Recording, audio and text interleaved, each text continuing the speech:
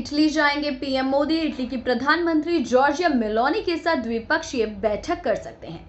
G seven का सदस्य नहीं है भारत, फिर कैसे बैठक में हो जाता है शामिल, आइए जानते हैं।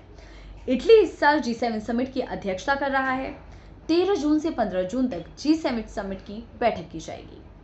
तीसरी बार प्रधानमंत्री पद ग्रहण करने के बाद पीएम मोदी अपने पहले विदेश दौरे के लिए इसी हफ्ते इटली जा सकते हैं। वैसे तो भारत जी7 सदस्य नहीं है, लेकिन फिर भी भारत को आमंत्रित किया जाता है। इससे आप भारत की वैश्विक शक्ति का अंदाजा लगा सकते हैं। पीएम मोदी को पहली बार फ्रांस के राष्ट्रपति इमैनुअल मैक्रों द्वारा विशेष रूप से आमंत्रित किया गया। यह पीएम मोदी की पहली जी7 बैठक थी।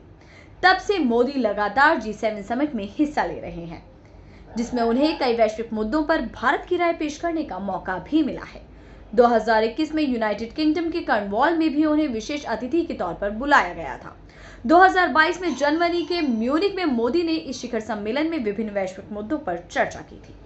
2023 में जापान के हिरोशिमा में पीएम ने कई नेताओं के साथ द्विपक्षीय बैठकें की थी। जी7 में 7 देश रहते हैं: Canada, France, Germany, Italy, Japan, United kingdom और संयुक्त राष्ट्र अमेरिका। यह एक अंतर सरकारी संगठन है जिसे 1975 में उस समय की शीर्ष अर्थव्यवस्था द्वारा वैश्विक मुद्दों पर चर्चा करने के लिए एक अनौपचारिक मंच के रूप में गठित किया गया।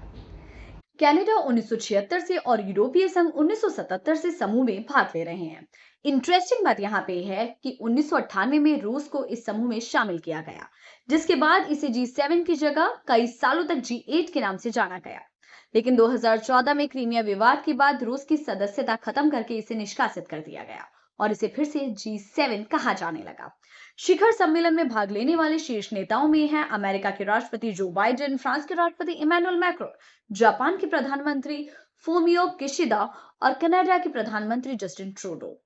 यूक्रेन में युद्ध और गाजा संघर्ष का मुद्दा छाए रहने की भारी संभावना है।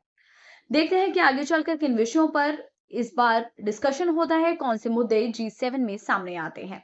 फिलहाल क्योंकि पीएम मोदी इटली जा रहे हैं तो कुछ मीम्स तो बनेंगे ही।